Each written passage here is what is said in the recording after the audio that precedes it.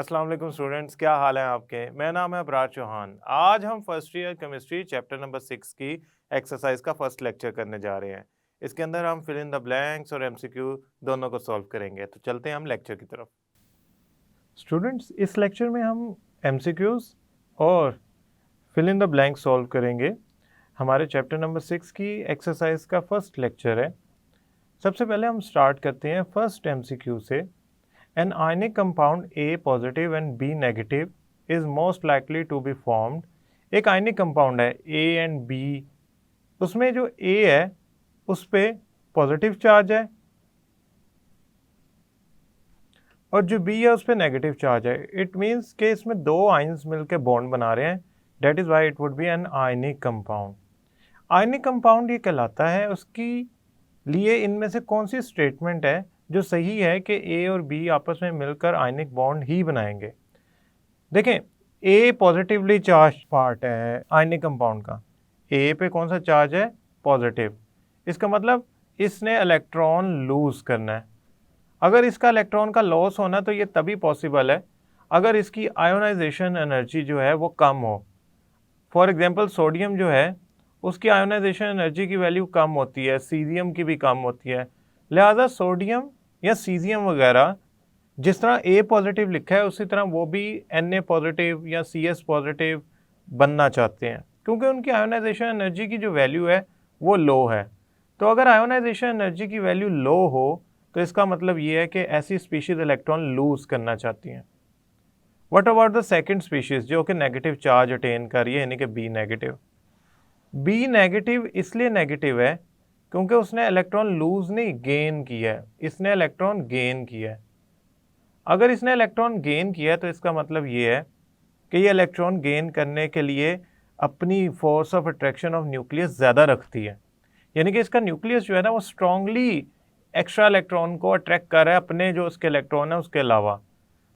यानी कि हम यूँ कह लें कि इलेक्ट्रॉन अफिनिटी यानी कि force of attraction for an extra electron, electron affinity, ये उसकी वैल्यू ज़्यादा होनी चाहिए, तभी वो एक एक्स्ट्रा इलेक्ट्रॉन को अपने शेल्स में अकोमोडेट कराएगा या उसे अट्रैक्ट करेगा। सो इलेक्ट्रॉन अफिनिटी ज़्यादा होनी चाहिए, आयोनाइजेशन एनर्जी कम होनी चाहिए। अब देखते हैं इन दोनों बातों पे कौन सी स्टेटमेंट पूरी उतरती है। The ionisation energy of A is high and electron affinity is low. No, ये तो हमारी कंट्राडिक्ट कर रही है स्टेटमेंट से। Second, the ionisation energy of A is low, yes, and the electron affinity of B is high, yes. This is the correct statement. तो हमारा answer जो होगा वो बी होगा। अब हम चलते हैं सेकंड एमसीक्यू की तरफ। स्टूडेंट, सेकंड एमसीक्यू में लिखा है the number of bonds in nitrogen molecule is sigma and pi, और उनकी क्वांटिटी कितनी है। देखिए, नाइट्रोजन जो होता है, नाइट्रोजन, इसके वैलेंस शेल में होते हैं 5 इलेक्ट्रॉन। इसने 3 बॉन्ड बनाने होते हैं। उनमें से पहला जो बॉन्ड बनता है according to valence bond theory, जो पहला बॉन्ड बनता है दूसरे नाइट्रोजन एटम से, इसमें टोटल कितने इलेक्ट्रॉन है? मैं इसके टोटल 5 इलेक्ट्रॉन बना रहा हूँ। 2 को मैं यूज़ करूँगा फॉर बॉन्डिंग, 2 को यूज़ नहीं करूँगा for bonding. Valence bond theory के मुताबिक ये जब किसी और नाइट्रोजन से बॉन्ड बनाएगा, मैंने एक नाइट्रोजन के जो इलेक्ट्रॉन है वो क्रॉस से शो किए, एक के मैंने शो किए पॉजिटिव साइन से। अब स्टूडेंट, जब ये आपस में बॉन्ड बनाते हैं, जो फर्स्ट बॉन्ड बनता है वो बनता है हेड ऑन अप्रोच से, लीनियर ओवरलैपिंग से, हम उसे कहते हैं सिग्मा। उसके अलावा जो बॉन्ड बनेंगे वो बनेंगे पाई बॉन्ड। वैसे भी हमने पढ़ा था कि अगर 2 एटम्स के दरमियान सिंगल बॉन्ड हो, से कार्बन और कार्बन के दरमियान सिंगल बॉन्ड हो, तो हम कहते हैं ये सिग्मा बॉन्ड है। फर्स्ट बॉन्ड सिग्मा होता है। कार्बन और कार्बन के दरमियान डबल बॉन्ड हो तो इसका मतलब है एक सिग्मा होगा, एक पाई होगा, as we already have studied these things. और अगर कार्बन और कार्बन के दरमियान ट्रिपल बॉन्ड है तो इसमें 2 पाई यानी कि ऊपर वाला और नीचे वाला पाई बॉन्ड है, और जो मिड वाला आपके पास बॉन्ड है that is sigma. Same is applied for nitrogen. Nitrogen 3 bond बना रहा है। इसका बड़ा आसान सा मतलब है, नाइट्रोजन का पहला और आखिरी बॉन्ड जो है वो पाई है और दरमियान वाला बॉन्ड जो है वो सिग्मा है, क्योंकि ट्रिपल बॉन्ड में ये पार्ट्स होते हैं, ये टाइप्स होती हैं बॉन्ड की। तब हम देखते हैं कि हमारा इसमें से आंसर कौन सा है। 1 सिग्मा 1 पाई, नो, वो तो ट्रिपल बॉन्ड रखता है, डबल बॉन्ड थोड़ी रखता है। 1 sigma 2 pi, yes, this is correct option. The option B is correct. Student, now we will move towards the third MCQ. Which of the following statement is not correct regarding bonding molecular orbitals. Bonding molecular orbitals कब बनते हैं? देखें, जब ये है से S orbital और ये भी है एक एस ऑर्बिटल किसी और एटम का, इन दोनों में एक एक इलेक्ट्रॉन है। जब ये दो एटॉमिक ऑर्बिटल डिफरेंट एटम्स के ओवरलैप करते हैं तो ये दो मॉलिक्यूलर ऑर्बिटल बनाते हैं, क्योंकि हमने पढ़ा था जितने बॉन्डिंग ऑर्बिटल ओवरलैप करेंगे उतने ही मॉलिक्यूलर ऑर्बिटल बनेंगे। एक आपका बनता है एंटी बॉन्डिंग जो हाई एनर्जी पे होता है, और एक आपका बनता है बॉन्डिंग, इसे कहेंगे बॉन्डिंग मॉलिक्यूलर ऑर्बिटल जो लो एनर्जी पे होता है, जो कंट्रीब्यूट करता है टुवर्ड्स द अट्रैक्टिव फोर्सेस। और एक आपका बनता है हाई एनर्जी पे जिसे कहते हैं एंटी बॉन्डिंग मॉलिक्यूलर ऑर्बिटल। तो दो आपके एटॉमिक ऑर्बिटल्स ओवरलैप किए तो दो ही मॉलिक्यूलर ऑर्बिटल्स बनते हैं। ये हमने मॉलिक्यूलर ऑर्बिटल थ्योरी में डिटेल से डिस्कस किया था। नाउ द क्वेश्चन इज, इसमें से कौन सी स्टेटमेंट करेक्ट है बॉन्डिंग मॉलिक्यूलर ऑर्बिटल के लिए? Bonding molecular orbital possess less energy than atomic orbital from which they are formed. Yes, this is correct. देखिए, bonding molecular orbital low energy पे है as compared to atomic orbitals because it contributes towards the attractive forces. दूसरी बात, the bonding molecular orbitals have low electron density between the two nuclei. अच्छा, bonding molecular orbitals जो होते हैं ना, इनकी जो इलेक्ट्रॉन डेंसिटी होती है बिटवीन द टू न्यूक्लियाई वो मिनिमम नहीं होती, वो कम नहीं होती, बल्कि ज़्यादा होती है, क्योंकि ये बॉन्ड फॉर्मेशन में हिस्सा लेते हैं। आप यूँ समझें आपको बी ऑप्शन का अंदाज़ा नहीं हो रहा, हम सी और डी को पहले पढ़ लेते हैं फिर हम चलते हैं बी की तरफ अगेन। वैसे बी करेक्ट है, क्यों? क्योंकि ये बॉन्डिंग मॉलिक्यूलर ऑर्बिटल को रिप्रेजेंट नहीं कर रही, it represents the anti bonding molecular orbital. Every electron in a bonding molecular orbital contribute to attraction between the atoms. ये बात तो बिल्कुल सही है, क्योंकि बॉन्डिंग मॉलिक्यूलर ऑर्बिटल का काम है बॉन्ड बनाना, वो तभी बनेगा जब attraction between the atoms develop होगी। Bonding molecular orbitals are form when the electron waves undergo constructive interference. Constructive interference होगी तो बॉन्ड फॉर्मेशन होगी, डिस्ट्रक्टिव इंटरफेरेंस होगी तो एंटी बॉन्डिंग मॉलिक्यूलर ऑर्बिटल बनेगा, बॉन्ड बनाने की तरफ नहीं जाएंगे। Now as per these four option the only B option is incorrect। ये हमने चूज करनी है कि ये हमारा आंसर है। अब देखें, ये न्यूक्लियस है, ये न्यूक्लियस है, जब ये ओवरलैप करते हैं तो ये ओवरलैप करके एक मॉलिक्यूल बना लेते हैं, से S और S ओवरलैप किया तो उनका ये बॉन्डिंग मॉलिक्यूलर ऑर्बिटल बन गया। अब जो इसमें electron density between the two nuclei है ना, वो मिनिमम नहीं है, लेकिन अगर S और S का मैं एंटी बॉन्डिंग मॉलिक्यूलर ऑर्बिटल बनाऊं तो ऐसा बनेगा कि उसमें जो रिपल्सिव फोर्सेस हैं उसकी वजह से जो इलेक्ट्रॉनिक क्लाउड है वो एक दूसरे से दूर दूर होगा, यानी कि इस तरफ, और बिटवीन द जो न्यूक्लियस एरिया है वहाँ पे नोड अपीयर होगा, वहाँ पे नोड अपीयर होगा, यानी कि वहाँ पे मिनिमम आप यूँ समझे इलेक्ट्रॉन डेंसिटी होगी, क्योंकि वो बॉन्ड बनाना नहीं चाह रहा। अगर तो between the two nuclei minimum bond density होती तो वो बॉन्ड बनाना नहीं चाहता, चूंकि हमारे bonding molecular orbital bond formation में हिस्सा ले रहा है, लिहाजा फोर्स और अट्रैक्शन से यहाँ पे दो न्यूक्लियाई के दरमियान मिनिमम बॉन्ड डेंसिटी नहीं होती। So option B is we have to choose, और ये गलत है about bonding molecular orbital. Now student we will move towards the next part. Okay, which of the following molecule has dipole zero? इनमें से किसका zero dipole movement है? Student, dipole movement zero तब होता है जब वो symmetrical, trigonal, triangular, planar geometry बनाए या प्योर ज्योमेट्री बनाए, टेट्राहेड्रल या परफेक्ट टेट्राहेड्रल ज्योमेट्री बनाए। अमोनिया को देखें ना तो इसमें लोन पेयर मौजूद होता है, मैं इसको हाईलाइट इस तरह नहीं करता, यहाँ बना लेता हूँ। अमोनिया में लोन पेयर मौजूद होता है, लिहाजा नाइट्रोजन और हाइड्रोजन के जो बॉन्ड्स होते हैं उनमें परफेक्ट टेट्राहेड्रल ज्योमेट्री की वजह से 109.5 डिग्री ना परफेक्ट टेट्राहेड्रल ज्योमेट्री बनती है, ना 109.5 डिग्री बनता है। क्यों? ये जो लोन पेयर है इसकी रिपल्सिव फोर्सेस से ज्योमेट्री थोड़ी सी दब जाती है, इसमें एंगल कम हो जाता है। So it is not a perfect shape because lone pair has appeared, regular shape नहीं है। CH-Cl3 में तो बॉन्ड ही डिफरेंट है, CH के 3 Cl से बॉन्ड है और एक हाइड्रोजन से है। So we should not expect anything from this molecule 2 के इसका डाइपोल मोमेंट जीरो होगा।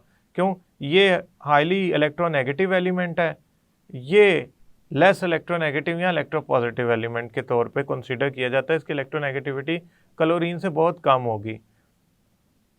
इसकी इलेक्ट्रोनेगेटिविटी हमारी बुक में 2.2 लिखी है, सम प्लेसेस पे 2.1 भी लिखी होती है, बट सम हाउ इसकी इलेक्ट्रोनेगेटिविटी कार्बन और क्लोरीन से कम है। तो इनके मुकाबले में ये एक पार्शियल पॉजिटिव चार्ज वाला लगेगा, लेकिन चूंकि ये मॉलिक्यूल में पोलैरिटी है लिहाजा इसके बॉन्ड भी डिफरेंट है, लिहाजा मैं ये भी नहीं चूज़ करूँगा। वाटर का तो डाइपोल मूवमेंट होता है 1.85, ये तो हम सारे जानते हैं। BF3 बोरॉन 3 बॉन्ड बनाता है फ्लोरीन से, और ये एक सिमेट्रिकल ट्रायंगुलर प्लेनर ज्योमेट्री है, और इसमें लोन पेयर भी नहीं है कि ज्योमेट्री का एंगल खराब करे। सारे 120, 120, 120 के एंगल हैं। तो स्टूडेंट इस वजह से मैं ये कहूँगा कि ये एक परफेक्ट ज्योमेट्री है विदाउट लोन पेयर, और इसमें जो ओवरऑल इफेक्ट है देखते हैं। देखें, बोरॉन से फ्लोरीन की तरफ डाइपोल बॉन्ड मूवमेंट है, ये दो बॉन्ड मूवमेंट बोरॉन से फ्लोराइड की तरफ है, और जो ऊपर वाला बॉन्ड मूवमेंट है वो अपवर्ड है। अगर वेक्टर एडिशन की जाए तो ये सारे एक दूसरे के इफेक्ट को कैंसिल कर रहे हैं, लिहाजा हमारा जो ऑप्शन होगा करेक्ट के जीरो डाइपोल मूवमेंट किस में है, तो BF3 में होगा ड्यू टू इट्स ज्योमेट्री। अब हम चलते हैं 5th MCQ की तरफ। Which of the following hydrogen halide है the highest percentage of ionic character? Student याद रखिएगा, अगर मैं आयनिक करेक्टर की बात करता हूँ ना, तो आयनिक करेक्टर जो होता है ना वो डायरेक्टली प्रोपोर्शनल होता है किसके? It is directly proportional to electronegativity difference. अगर मैं HF में इलेक्ट्रोनेगेटिविटी डिफरेंस देखूँ तो वो HCl, HBr और HI में सबसे ज़्यादा है। उसकी वजह यह है कि इलेक्ट्रोनेगेटिविटी फ्लोरीन से आयोडीन तक कम होती है। फॉर एग्जांपल फ्लोरीन की इलेक्ट्रोनेगेटिविटी है 4, वैसे 3.98 होती है, लेकिन चूँकि हम बुक की वैल्यू लिटरेचर हम यूज़ कर रहे हैं और it looks more accurate if we use the literature given, तो हम इसकी वैल्यू अप्रॉक्सीमेटली 4 लेते हैं। हाइड्रोजन की अगर मैं 2.2 ही ले लूँ तो ये 1.8 का डिफरेंस है। क्लोरीन और हाइड्रोजन में जो इलेक्ट्रोनेगेटिविटी का डिफरेंस है वो 0.8 का है। तो अगर मैं डिटेल से सारों की इलेक्ट्रोनेगेटिविटी लिख भी लूँ तो डाउनवर्ड इलेक्ट्रोनेगेटिविटी डिक्रीज कर रही है। लिहाजा हाइड्रोजन और फ्लोरीन में चूंकि इलेक्ट्रोनेगेटिविटी डिफरेंस सबसे ज़्यादा है, लिहाजा ये बॉन्ड सबसे ज़्यादा पोलर होगा, ये सबसे ज़्यादा आयनिक करेक्टर रखता होगा। तो परसेंटेज ऑफ आयनिक करेक्टर सबसे ज़्यादा होती है हाइड्रोजन फ्लोराइड में, विच इज़ अप्रॉक्सीमेटली 43%। तो मैं इधर लगाऊंगा, अपनी सिलेक्शन करूंगा option number C. Which of the following species have unpaired electrons in the anti bonding molecular orbitals? देखें, इनमें से कौन सी स्पीशीज के पास अनपेयर्ड इलेक्ट्रॉन्स हैं? आपको जब मैंने स्ट्रक्चर समझाए थे मॉलिक्यूलर ऑर्बिटल थ्योरी के अंदर, तो मैंने आपको ये बताया था कि अनपेयर्ड इलेक्ट्रॉन्स एग्जिस्ट कर सकते हैं इन बॉन्डिंग और anti bonding molecular orbital depending upon कि उसकी इलेक्ट्रॉनिक कन्फिग्रेशन क्या है। मगर एक बात ज़रूर है कि हम अगर O2 पॉजिटिव को उस लेक्चर में देखें, F2 को देखें, तो इनमें नंबर ऑफ इलेक्ट्रॉन एग्जिस्ट नहीं करते अनपेयर्ड, क्योंकि ये डायामैग्नेटिक सब्सटेंसेस थी। B2 बोरॉन को देख लेते हैं। बोरॉन का एटॉमिक नंबर जो होता है 5 होता है, 5। तो इसका दूसरे बोरॉन के साथ जो बॉन्ड बनना जा रहा है वो भी 5 वाले बोरॉन के साथ होगा। अगर मैं बोरॉन की बात करूं तो B2 एक लाइटर एलिमेंट है। सो इसके लिए जो इलेक्ट्रॉनिक कन्फिग्रेशन या एनर्जी ऑर्डर लिखूंगा मॉलिक्यूलर ऑर्बिटल्स का, तो वो लिखूंगा 1s सिग्मा, देन लिखूंगा 1s सिग्मा स्टेरिक या स्टार, फिर लिखूंगा 2s सिग्मा, फिर लिखूंगा 2s सिग्मा स्टार, फिर यहाँ पे 2px सिग्मा नहीं आएगा क्योंकि लाइटर मॉलिक्यूल है, यहाँ पे आएगा 2py pi is equal to 2pz pi. Now student let's see, मैंने इतना ही लिखा है क्योंकि मुझे ज़रूरत ही इतनी पड़ सकती है। 5 और 5 टोटल 10 इलेक्ट्रॉन है, तो 2 2 2 2 कितने हो गए? ये हो गए हमारे पास टोटल 8 इलेक्ट्रॉन्स। नाउ 1 इलेक्ट्रॉन, हमारे पास 1 पेयर ऑफ इलेक्ट्रॉन बच गया। तो स्टूडेंट यहाँ पे 1 आएगा, और यहाँ पे 1 आएगा। मैंने दो अलग-अलग इसलिए लिखे हैं क्योंकि हुंड रूल के मुताबिक अगर तो आपके पास इलेक्ट्रॉन्स अवेलेबल हैं और आप उनको फिलिंग कर रहे हैं और आपके पास डीजेनरेट ऑर्बिटल सेम एनर्जी के ऑर्बिटल्स भी अवेलेबल हैं, तो इलेक्ट्रॉन्स को आप सेपरेटली फिल कर सकते हैं। सो बोरॉन की तो इलेक्ट्रॉन्स यहाँ आके ख़त्म हो गए, ये तो पहुंचे ही नहीं एंटी बॉन्डिंग तक। क्यों? एंटी बॉन्डिंग वाले स्टेरिक वाले होते हैं, 10 पूरे हो गए इलेक्ट्रॉन।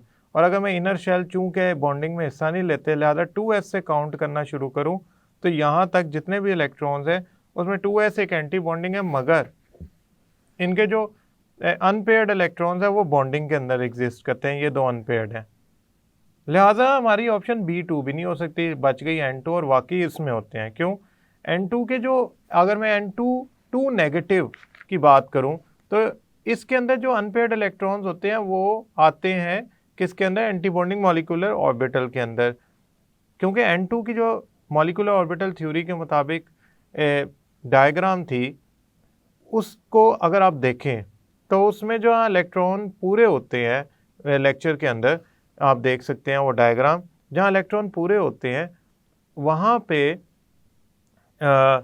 जो नेक्स्ट ऑर्बिटल बनता है वो एंटी बॉन्डिंग बनता है, तो हम वहाँ पे दो इलेक्ट्रॉन अनपेयर्ड लगा सकते हैं। अब हम चलते हैं toward the fill in the blanks. Now student, let's move to the fill in the blanks.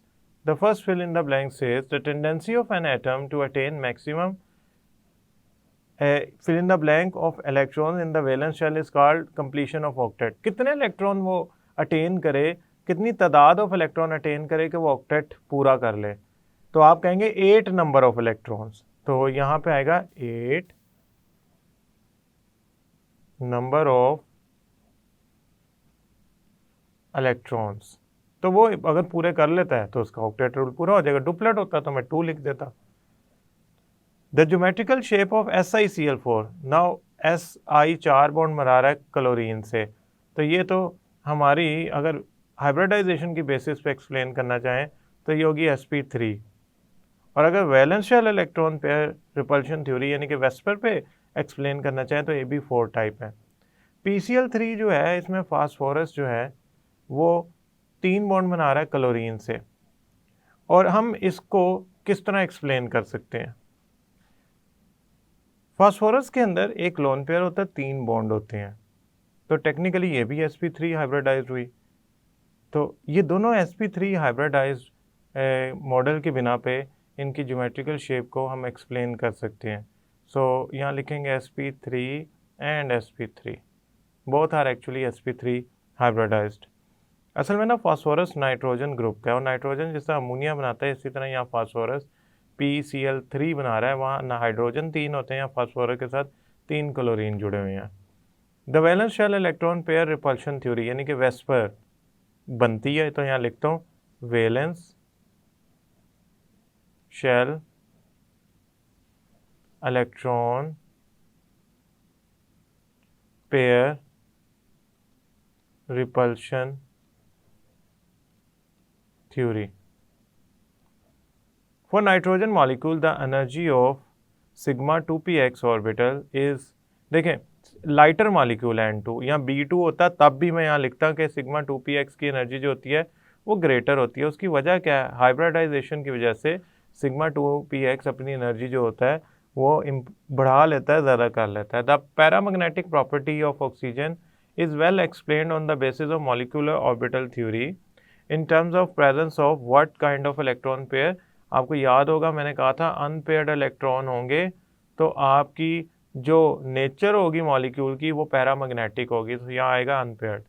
The values of dipole moment for CS2 का स्ट्रक्चर होता है दिस वन। अगर मैं इस स्ट्रक्चर को देखूं तो मैं साफ कह सकता हूँ ये लीनियर स्ट्रक्चर है, क्योंकि कार्बन वक्त लोन पेयर है नहीं, लिहाजा इसका डाइपोल मोमेंट होगा 0D। और SO2 का डाइपोल मोमेंट होता है, उसकी वजह क्या है? उसका जो लोन पेयर होता है वो स्ट्रक्चर लीनियर नहीं रहने देता, तो उसका जो डाइपोल मोमेंट होता है वो होता है 1.61D। The bond order of nitrogen is, यानी कि number of bonds in nitrogen is 3 and for neon is 0। क्यों? हमने पढ़ा था कि नोबल गैसेज जैसे कि He2, Ne2 etcetera etcetera, xenon 2, ये सारे के सारे जो होते हैं ये ज़ीरो बॉन्ड ऑर्डर रखते हैं, यानी कि ये बॉन्ड नहीं बनाते। तो अब हमने याद रखना है ये बात कि जब हम बॉन्ड ऑर्डर की बात कर रहे होंगे तो जो नोबल गैसेस हैं उनमें जो बॉन्ड ऑर्डर होता है that's come to be zero. I hope student ये लेक्चर आपको समझ आया होगा। नेक्स्ट लेक्चर तक के लिए अल्लाह हाफिज़।